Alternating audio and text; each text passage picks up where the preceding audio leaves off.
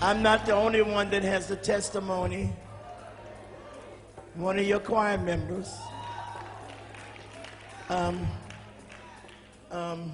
Gwen, come give your sister's testimony.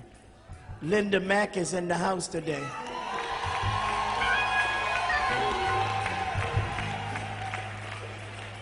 Now, Gwen is a preacher. Gwen, don't worry about your shoes. I know about that.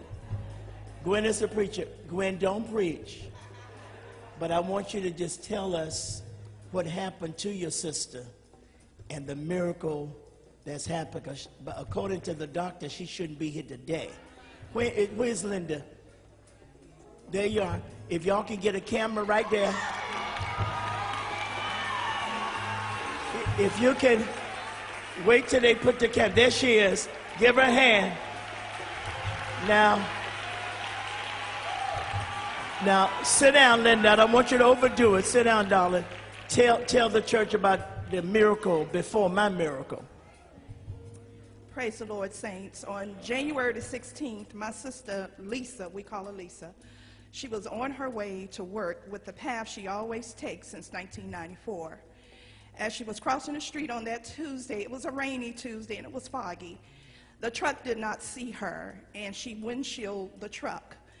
She fell and she didn't know, she hit the ground, she did not know what had happened to her. The nurse called me and said, take your time, she's okay. So I figured, I didn't know who to call. The first person that dropped in my head was Julia Cheney, but I couldn't get her number, so I called Elder Young. And I said, I don't know what's wrong, but they just told me Lisa got hit. When I got to the hospital, she was all broken up.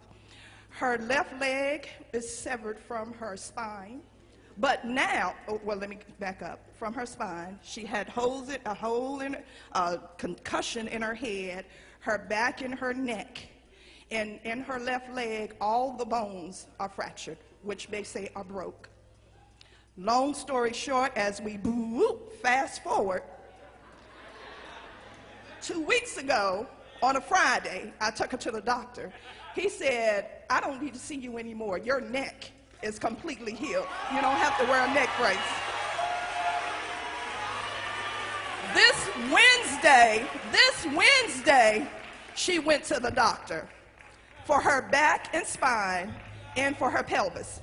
First off, at her age, they said she got new bones growing and everything is covered. She has new bones growing over her pelvis. I didn't know that was possible at 45.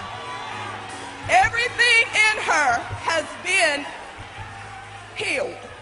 She has to go back to one doctor in 3 months. All the other ones told her to have a good life.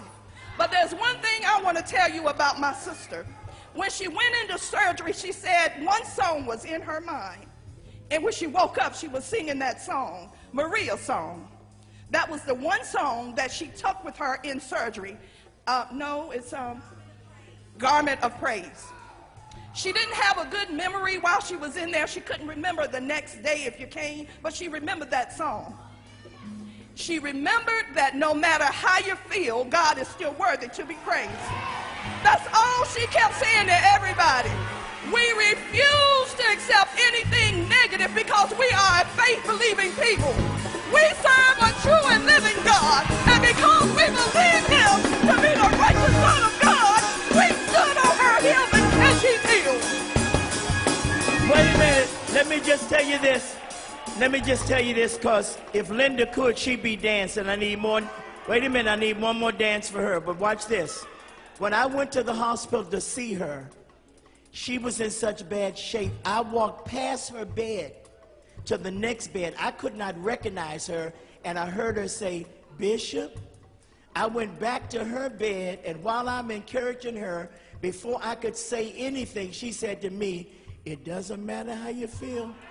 God is still worthy to be praised. Can I have one more dance for Linda Mack? Just one more.